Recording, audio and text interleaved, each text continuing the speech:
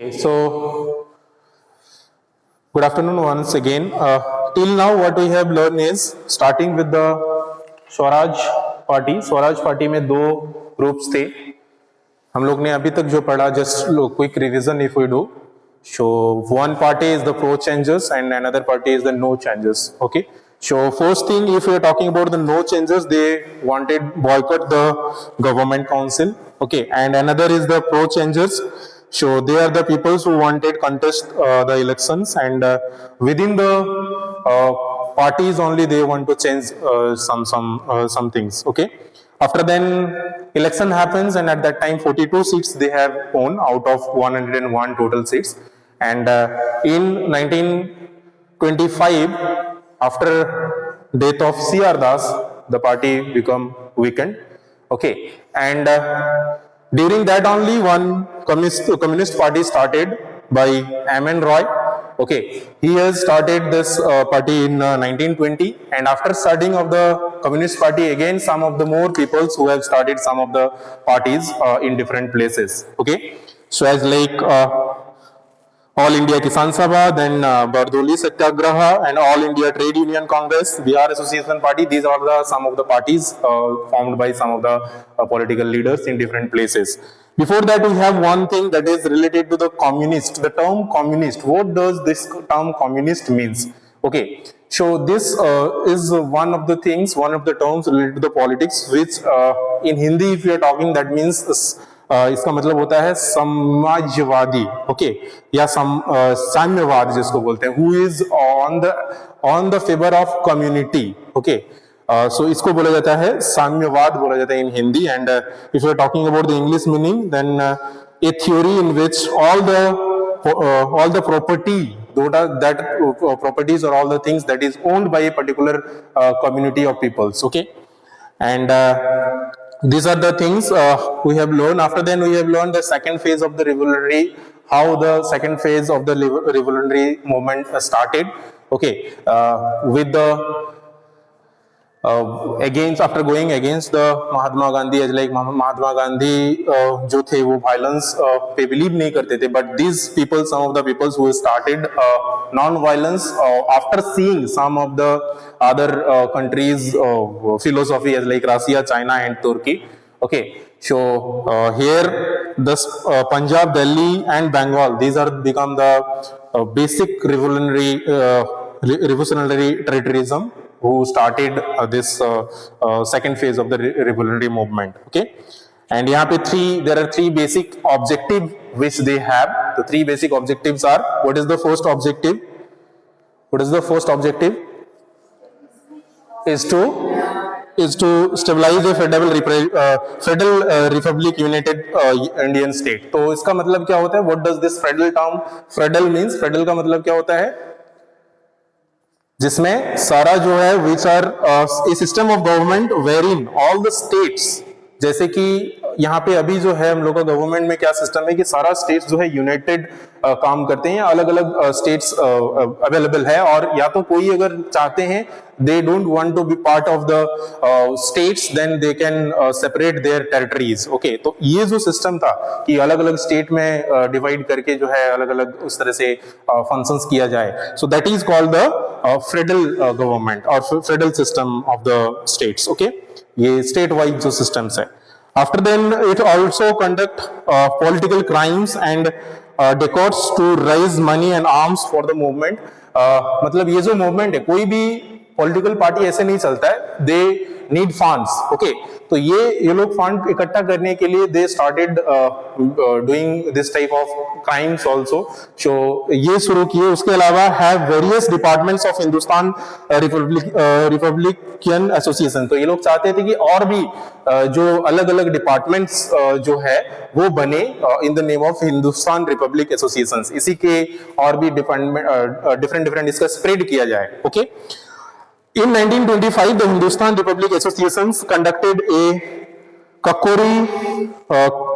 Kakori conspiracy case. इसमें क्या था? Kakori conspiracy case में क्या हुआ था कि a group of activities committed a डकैती in a ट्रेन इन ककोरी। तो ककोरी में जो है एक डकैती हुआ था, ट्रेन को अटैक कर लिया गया था एट दैट टाइम। इसी समय जो है कुछ लोग जैसे थे लाइक बिस्मिल, देन राम प्रसाद बिस्मिल थे, देन रोशन लाल एंड आसिफुल्लाह खान, ये और राजेंद्र लहारी, ये 4 लोग थे जिसको 29 और भी 29 पीपल थे, उसमें से ये चारों को जो है एट दैट टाइम उसी समय अरेस्ट कर लिया गया और फांसी में चढ़ा दिया गया।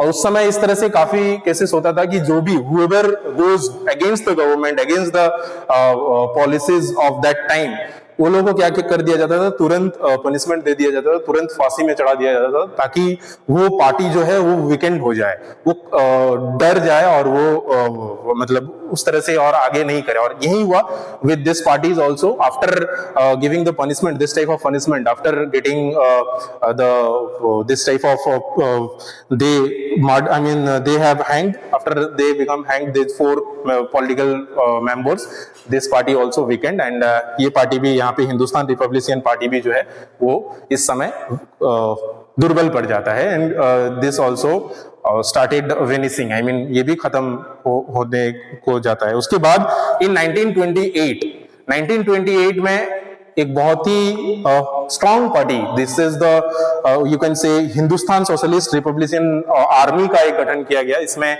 Specially the most important leaders अगर हम लोग मानेंगे, देन चंद्रशेखर आजाद थे, देन भगत सिंह, जिनको एट द एज ऑफ 23 साल के एज में, आप सोच सकते हो हम लोग से भी 7-8 साल छोटे एज में, मतलब 20 to 23rd year is very small age, इस एज में उनको जो है फांसी दे दिया गया था, ठीक है। सो इसलिए भगत सिंह को जो है अभी भी इनको बहुत माना जाता है, ठीक है, एट दैट टाइम। और क्यों दिया गया था, क्योंकि ये लोग जो है उस समय एक पार्टी फॉर्म किए थे, और ये हम लोग पढ़ेंगे इसमें स्पेशली एक बॉम्ब अटैक कर दिए थे वहां पे लेजिस्लेटिव असेंबली में, 2 बॉम्ब फेंक दिए थे। और यहाँ पे एक बहुत इंपॉर्टेंट स्टेटमेंट है इनका, कहना था कि I don't throw bomb because of the, I mean targeting someone, वो उसको ये नहीं था उद्देश्य कि किसी को मारना है, ही वाज सेइंग कि अगर किसी को, मतलब किसी बहरे को अगर सुनाना हो तो धमाका जरूरी होता है। So this statement he used, okay, बहरे को सुनाने के लिए धमाके का होना जरूरी है। So the same using same philosophy ही throw a bomb on during that assembly meeting only, and at that time they caught and they also get punishment for that only, और इसीलिए वो लोग को भी हैंग कर दिया गया था, ठीक है। इसमें 3 लोग थे, एक दिन में इनको किया गया था, 23 मार्च 1931 में जो है इनको हैंग कर दिया गया था। तो पहले हम लोग शुरुआत करते हैं फॉर्मेशन से।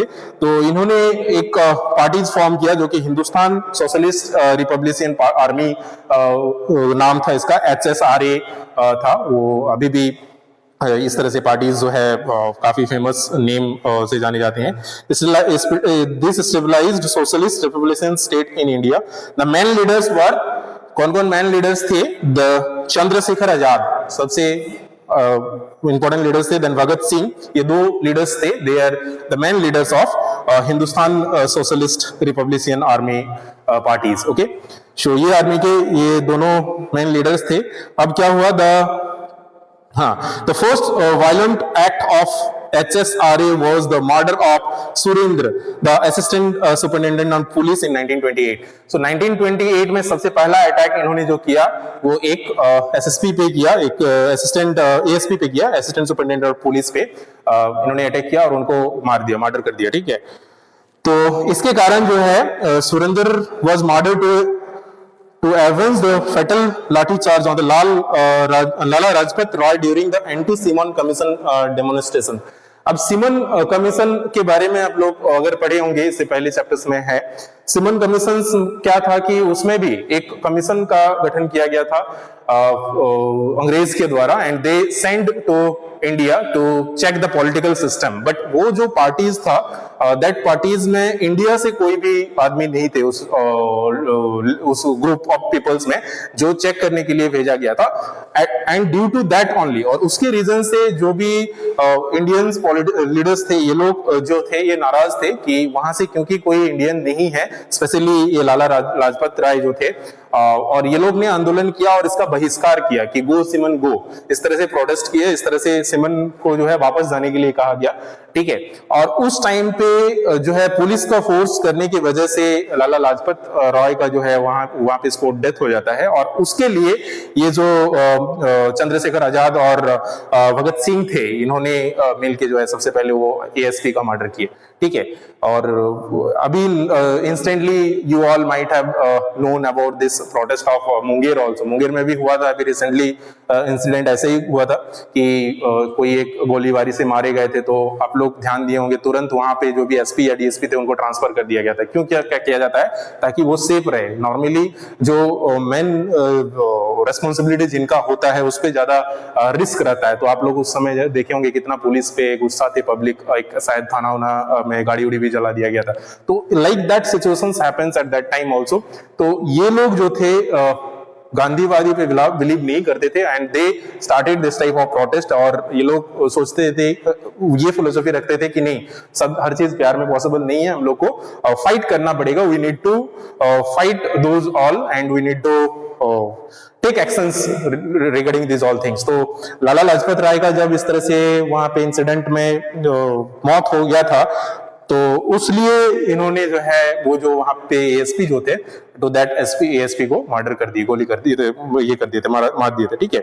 एंड ऑन 8 अप्रैल 1929, ये जो डेट्स है ये ध्यान रखिएगा, 8 अप्रैल 1929 में जो है भगत सिंह ने ये भगत सिंह और बटुकेश्वर, ये दो आदमी थे, एक भगत सिंह और एक बटुकेश्वर, ये दोनों मिलके जो है 2 बम फेंके थे, कहां पे? सेंट्रल लेजिस्लेटिव असेंबली पे, ठीक है। सो इन सेंट्रल लेजिस्लेटिव असेंबली ये बोल के बम फेंके थे कि बहरे को सुनाने के लिए धमाका जरूरी होता है, ठीक है। तो I mean to understand, make them understand we should attack like that. तो ये करके इन्होंने किए थे। बोथ वेर अरेस्टेड, उसके बाद दोनों को अरेस्ट कर लिया गया था, ठीक है। एंड एचआरएसए लीडर्स और आल्सो सेंसरेड टू द जेल, और वहां पे उन लोगों के साथ साथ और भी जो लीडर्स थे एचआरएसए का, सबको जो है अरेस्ट कर लिया गया और जेल भेज दिया गया था, ठीक है। बट उसमें भी, जेल में भी ये लोग आंदोलन अपना जारी रखे और हंगर स्ट्राइक किए। उस समय हंगर स्ट्राइक, उस समय क्या अभी भी काफी मायने रखता है, मतलब हंगर स्ट्राइक मतलब जेल में वो खाना खाना बंद कर दिए थे, जिसको हिंदी में आमरण अनशन की इस तरह से कुछ टर्म्स है कि मतलब जब तक हम मर जाएंगे नहीं तब तक खाना नहीं खाएंगे, ठीक है। तो इस तरह का इन्होंने प्रतिज्ञा लिया और खाना छोड़ दिए, ठीक है। और इसी केस में, इस रीजन से ही एक का वहीं पे पहले मौत हो जाता है, देखिए, वेर अरेस्टेड एंड, हाँ, तो यहाँ पे in jail the activist launched a hunger strike in which Jitin Das revolutionary died on 12 September 29। तो जितिन दास का उसी समय मौत हो जाता है उसी रीजन से, क्योंकि हंगर स्ट्राइक में थे इसीलिए, ठीक है। और after then Bhagat Singh and Rajguru and Sukhdev, ये 3 लोग थे, तीनों को अंडरलाइन कर लीजिए, भगत सिंह, राजगुरु एंड सुखदेव, ये तीनों को एक ही डेट में, जिस डेट में हैंग किया गया था वो डेट था 23 मार्च 1931। इसको भी हाईलाइट कर लीजिए, 23 मार्च 1931 को तीनों को हैंग कर दिया गया था, मतलब फांसी का सजा या फांसी दे दिया गया था। ये जो तीनों बचे थे, एक का तो उसमें हंगर स्ट्राइक के ड्यूरेशन में भी ही डेथ हो जाता है, ठीक है, और बाकी 3 का फांसी दे दिया जाता है। और ये फांसी देने के बाद ये जो बेसिक चारों पॉलिटिशियंस, चारों लीडर्स थे, ये जब इस तरह से सजा सुनाया गया तो एचआरएसए का भी जो भी पार्टीज था वो भी वीकेंड पड़ गया, ठीक है। ये वीकेंड पड़ने के बाद भी जो बंगाल में उसके बाद जो है इंपॉर्टेंट सेंटर बना हुआ था रिवोल्यूशनरी का, तो उन्होंने 1930 में 3 और भी जो है यंग लीडर्स वहां से निकल के आए, Vinay Krishna Basu and then Badal Gupta and Dinesh Gupta. They killed the inspector general of prisons. तो वहां पे भी बंगाल में फिर से एक इस तरह से इंसिडेंट हुआ जहां पे ये तीनों, बंगाल में ये तीनों लीडर्स मिलके एक पुलिस को फिर से ये लोग मार दिए, ठीक है, जनरल ऑफ पेरिसंस में इंस्पेक्टर को। And after then Hema Chandra Ghosh and Leela Nag, ये 2 लोग थे जो 2 पार्टीज फॉर्म किए in the name of Bengal volunteers, जिसको बीवी पार्टीज भी बोला जाता था शॉर्ट में। एंड अनिल रॉय जो है, इन्होंने भी एक स्त्री संघ करके एक पार्टीज फॉर्म किए। तो अलग अलग लोगों ने इस तरह से अलग अलग पार्टीज फॉर्म किए, इसके बाद भी रुके नहीं, ठीक है। So one of the most famous revolutionaries of Bengal was Surya Sen. Surya Sen ने ही ये जो श्री संघ का स्टेबलाइजमेंट किए थे, तो he was the one of the most important revolutionaries of the time. Okay, and he declared war against British and organized the Indian Republican Army. तो इन्होंने जो है जो सूर्या सेन थे इन्होंने ही इंडियन रिपब्लिकन आर्मी का गठन किया, और इन्होंने पहले ही इस तरह से डिक्लेयर कर दिया कि एक होता है ना प्रोविजनल इंडिपेंडेंस जिसको बोला जाता है। प्रोविजनल मतलब क्या होता है, आप लोग ने प्रोविजनल मार्कशीट या प्रोविजनल सर्टिफिकेट का नाम सुना होगा कि जो जब ओरिजिनल सर्टिफिकेट नहीं आता है तो आपको प्रोविजनली दिया जाता है, मतलब आपको ये पता चल जाता है कि रिजल्ट आ गया है मान लीजिए, बट आपका फाइनल जो बोर्ड से सर्टिफिकेट बन के आता है वो फाइनली नहीं आया है, तो आपको प्रोविजनली दिया जाता है कि you have passed with this much of marks in exam, तो बनाया जाता है। तो इस तरह से इन्होंने पहले ही प्रोविजनली पहले ही हैज डिक्लेयर्ड कि इंडिया जो है वो इंडिपेंडेंस या रिपब्लिशियंस आर्मी का गठन करके इन्होंने ये कर दिया था पहले ही, ठीक है, इंडिपेंडेंस गवर्नमेंट का डिक्लेरेशन कर दिए थे, ठीक है। And after then what happens, He was arrested and hanged in 1933. उसके बाद उस समय क्या होता था ना कि जो भी इस तरह से स्टेप्स उठाते थे उनको अरेस्ट कर लिया जाता था और अरेस्ट करके इस तरह से हैंग कर दिया जाता था, ताकि आगे वो पार्टी जो है और कुछ काम ज्यादा नहीं कर पाए, आगे जो ब्रिटिश है गवर्नमेंट थे उनके अगेंस्ट में इस तरह से उनको कुछ दिक्कत ना हो आगे, ठीक है। So this happens after then, these are the some of the leaders which started after the venice of HSRA का वीक होने के बाद ये सारे रिवॉल्यूशनरीज कुछ उठे निकले, ठीक है। और इस समय इस तरह से एक और भी थे यहाँ पे, बीना दास का जो नाम यहाँ पे दिया गया है, इन्होंने भी एक कन्वोकेशन का एक डिग्री लेते समय एक गवर्नर का जो है मर्डर कर दिए थे, ठीक है।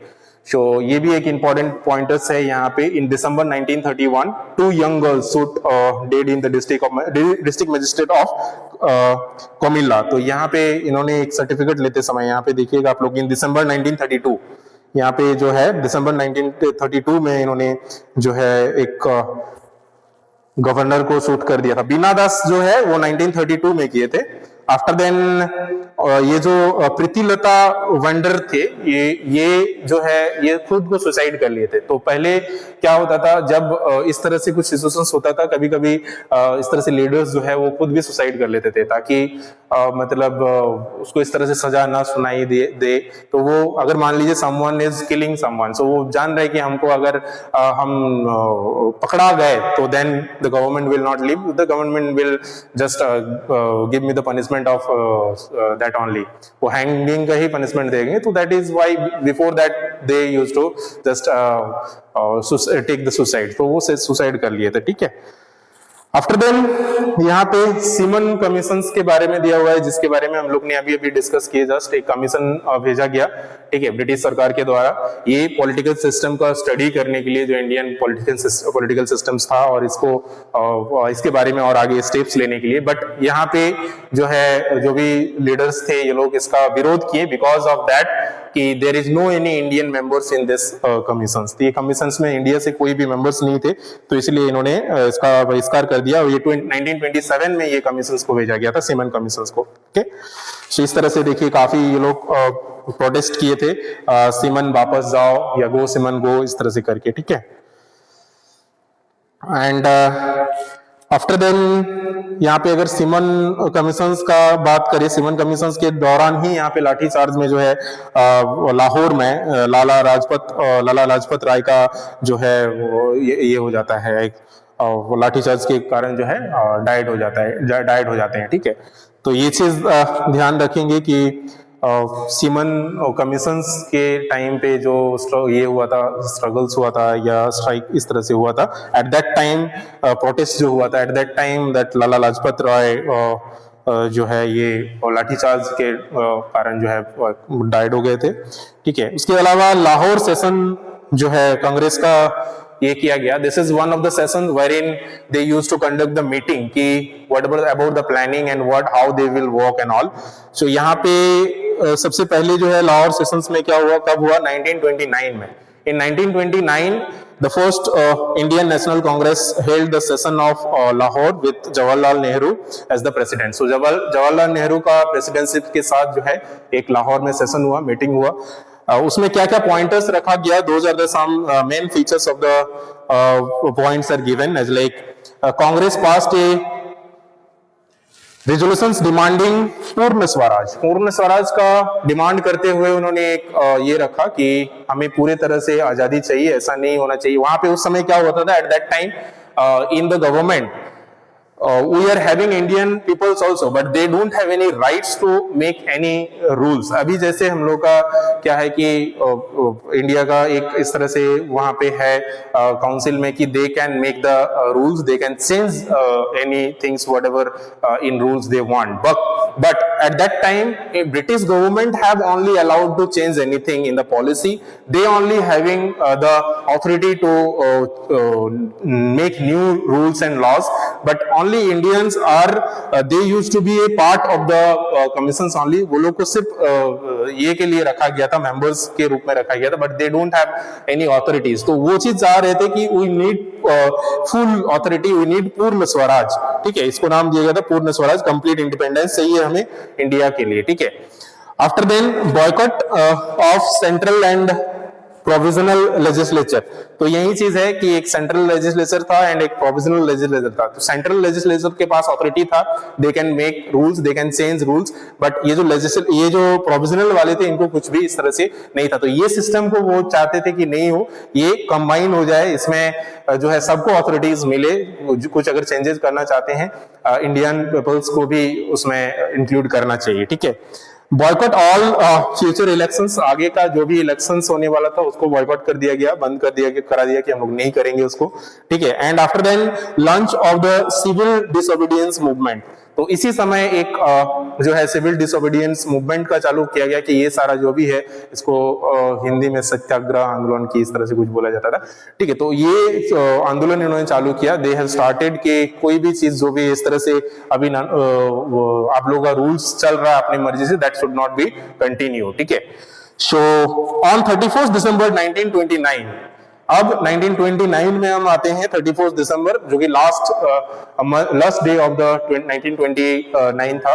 1929 में रात में क्या हुआ, जवाहरलाल नेहरू ने क्या किया कि यहाँ पे ये चीज एक बहुत इंपॉर्टेंट पॉइंटर्स है कि 31 दिसंबर 1929 को नेहरू जी ने ट्राई कलर फ्लैग को जो है बैंक ऑफ रिवर जो थे रवि बैंक के रिवर में, ये just flag hosted a flag for India. Okay. And from there only Congress working committee declare 26 January 1930 to be the पूर्ण स्वराज दिवस फॉर कंप्लीट इंडिपेंडेंस इंडिया. तो यहीं पे जो है कंप्लीट इंडिपेंडेंस इंडिया का नींव रखा गया. And from here only they have started for the missions of complete Indian complete Indian freedom movement. तो यहीं से फिर बाद में सिविल डिसोबीडियंस मूवमेंट चालू हुआ. एंड आफ्टर देन कुछ मीटिंग्स बुलाया गया. ठीक है. बट तीन फेज में मीटिंग्स बुलाया गया. There are 3 phases, but first phase में पूरा डिक्लाइन कर दिया आईएनसी, इंडियन नेशनल कांग्रेस हो गई नहीं. ठीक है. सेकंड फेज में they have called to Gandhi ji and make him understand कि ठीक है आप जो भी अपना ये रखते हो that we will listen. So second phase में they have attended, but that also not able to complete because whatever that Indian we are demanding, they are not fulfilled, and due to the endless argument, मतलब second phase में भी that is also not able to complete. And उस समय फिर से again जो है Mahatma Gandhi came back to India. And India में आने के बाद फिर से वो लोग जो है इसको आंदोलन को आगे रखे. एंड फाइनली जो है लास्ट में हम लोग को इंडिपेंडेंस 1947 में मिल जाता है. तो यहाँ पे शुरू हुआ था. तो let us discuss some pointers about the civil disobedience movement. ये हम लोग का 1930 से 1931 के बीच में हुआ था, विद इन 1 years ओनली. ठीक है. So the main objective of the civil disobedience movement were, उस समय क्या होता था कि ना जो नमक आज हम लोग खाते थे, सॉल्ट जो है उसमें काफी ज्यादा टैक्स जो है वो लेते थे ब्रिटिश गवर्नमेंट। ओके, तो इसके लिए नॉर्मली जो सॉल्ट होता है that is required for each and everyone, for each lower I mean for poor people also and for rich people also. Okay, but India also was having opportunities. They can also just create the just they prepare the salt, they can make the salts from the water also. Even यहीं से दांडी यात्रा के नाम से जो गांधी जी ने अपना शुरुआत किया था सॉल्ट रूल्स को ब्रेक करने के लिए, he has started. So यहाँ पे वायलेशन ऑफ सॉल्ट लॉ सबसे पहला ऑब्जेक्टिव था, violation of salt law. Salt में जो भी इस तरह से मनमानी चलता है ब्रिटिश गवर्नमेंट का, that will not continue. This is the first most important thing which started in this disobedience movement. After the non payment of land revenue and other taxes, उस समय जो लैंड में जो टैक्सेस लगता था या other जो भी रेवेन्यूज टैक्सेस लगता था, दैट वी विल नॉट पे, we will not give that much of tax. तो ये second objective था of the this civil disobedience movement. Third movement is boycott of government control institutions, office and schools. पहले जो भी British government का control था schools, office और colleges में, उसको भी बॉयकॉट किया गया कि इस तरह से आप लोगों का मनमानी नहीं चलेगा। उस time lots of people left the school, वो लोग स्कूल छोड़ दिए, जॉब छोड़ दिए, ठीक है। और इस तरह से जो भी इंडियंस पीपल इस तरह से जगह पे थे, वो लोग काम छोड़ के जो है इस मूवमेंट में शामिल हुए, ठीक है। boycott of foreign cloths, most important things, cloths को जो भी कपड़ा आता था फॉरेन से उसको बॉयकॉट कर दिया गया। अभी जैसे आप लोग ध्यान देंगे कि चाइना जो है स्ट्रॉन्ग क्यों हो रहा है, क्योंकि हम लोग ज्यादातर चाइनीज सामान यूज कर रहे हैं, राइट। सो अभी कुछ दिन पहले ही जो है काफी इनिशिएटिव स्टार्ट किया गया है कि इंडियन सामान को यूज करें। वही रीजन था उस समय भी, जो भी वो लोग का जो भी मटेरियल्स था, क्लॉथ्स था, उसको यूज नहीं करते हुए उसका बॉयकॉट किया गया, उसको जला दिया गया, उससे वो लोग का क्लॉथ्स जो भी था, ठीक है, जो भी मटेरियल्स आता था। After then picketing of soft selling ticks in toxic substance. इन टॉक्सिक सब्सटेंस का मतलब क्या होता है, जो स्पेशली मेडिसिन कुछ इस तरह से होता है या इस तरह से कुछ केमिकल्स होता है या स्पेशली जैसे वाइन वगैरह होता है, जो कि मतलब आदमी का मेंटल चीजों को मतलब खत्म कर देता है। तो इस तरह से सब्सटेंस का जो भी सॉफ्ट था उसको बैन किया जाए, जैसे अभी आज का डेट में बिहार में बैन है, ठीक है। तो इस तरह से चीजें, स्टेप्स इस तरह से रखा गया, इस तरह से इनका मूवमेंट, इस मूवमेंट का बेसिक ऑब्जेक्टिव रखा गया। Organizing strikes, meeting and demonstrations. तो इस तरह से हर जगह पे मीटिंग किया जाएगा, हर जगह पे स्ट्राइक्स किया जाएगा, हर जगह पे इस तरह से इसके बारे में प्रचार किया जाएगा, बताया जाएगा सबको कि ये जो भी हो रहा है गलत हो रहा है, हम लोग खुद भी इस तरह से स्टेप्स ले सकते हैं, ठीक है। सो ये जो सिविल डिसोबीडियंस मूवमेंट था, दैट इज इन 1930, ये स्टार्ट हुआ गांधी जी का लीडरशिप से, ठीक है। सो गांधी जी ने इसको लीड किए, ठीक है, और ये स्टार्ट किया गया दांडी से ही, वहीं से नमक उठाए इन्होंने, ठीक है, he took out salt in his hand and वहां से चलते हुए यहाँ पे गए थे दांडी मार्च, कहां से कहां तक गए थे, साबरमती टू दांडी। तो साबरमती टू दांडी अगर आप लोग बात करें तो it is the distance of 284 kilometre. तो अगर आप पैदल जाओगे तो नियर अबाउट 4 hours 55 minutes या 5 hours तक टाइम लग जाएगा। तो 5 घंटे का रास्ता, करीब 284 किलोमीटर। तो आप लोग सोच सकते हो 284 किलोमीटर कितना दूर है। तो ये जो दो डिस्टेंस था फ्रॉम साबरमती टू दांडी, ये पैदल चले थे, ठीक है। तो पैदल जो है यहाँ से चले थे और उसी दौरान जो है ये पानी से जो है जो समुद्र पानी होता है उससे भी सॉल्ट निकाला जाता है, तो उससे भी इन्होंने सॉल्ट निकाला था, महात्मा गांधी ने निकाले थे, ठीक है। सो ये सारे चीजें हुआ, इन्होंने स्टार्ट जो किए थे salt Satyagraha, that is started on 12 मार्च 1930। 12 मार्च 1930 को जो है सॉल्ट सत्याग्रह जो है ये स्टार्ट हुआ था। And he March from Sabarmati आश्रम इन अहमदाबाद फॉर सम 400 किलोमीटर्स। यहाँ पे 400 किलोमीटर्स दिया हुआ है, सो 400 किलोमीटर्स, 285 इज स्मॉल है, अभी का जो डिस्टेंस है वो 285 है, तो ये 400 किलोमीटर उसका समय मतलब वो कुछ अलग रूट से होगा। तो 400 किलोमीटर तक का डिस्टेंस जो है इन्होंने ट्रेवल किया, ठीक है। और ये एक विलेज है दांडी में, गुजरात में, वहां तक इन्होंने गए थे, ठीक है। और इनके साथ और भी 78 फॉलोअर्स थे, 78 आदमी और भी थे जो इस मूवमेंट में they have given the time. Okay, so these are the some things about the first civil disobedience movement. Later on, some more leaders came out from different parts. Some girls, I mean some females leaders also came out after then, and let's continue. Will rest of all things we will discuss about in next class. About the first round table conference जो बोल रहे थे ना, about 3 conference they have made. First table conference, second table conference, third table conference. उसको आप लोग एक बार देख लेना. फर्स्ट टेबल कॉन्फ्रेंस में बुलाया गया था लेकिन उन्होंने वो गए नहीं थे, आईएनसी जो है उसको डिक्लाइन कर दिए थे. ठीक है. एंड सेकंड टेबल कॉन्फ्रेंस में वो भी that is also not fulfilled because वो उनका जो भी मांगे था वो पूरा नहीं हो पाया. तो दैट इज कंटिन्यूड डिस्कशन. सो वहां पे भी वो लौट के आ गए और थर्ड लेवल पे बाद में जो है बात उसका बना है. ठीक है. Rest of all will discuss in our next class. Thank you everyone. Okay. And if anyone having any doubts also will clarify in our next class. Please take a seat.